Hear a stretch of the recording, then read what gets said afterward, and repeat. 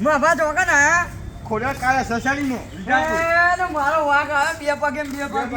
ઓહા જબરજસ્ત કોણ ચાલુ આવ્યો નહીં ઓહા અરે આ લે બોલ બોલોન હું કરાવવા આયા લે કપડો પહેરાવા ગાડીના હું મજા કરો યાર આ ટાઈમે અરે મારા આજે ઘડું અલે પીપીએફ કરાવવા આવ્યો છો બોડી પીપીએફ અને તમને ખબર તો મને કદી આ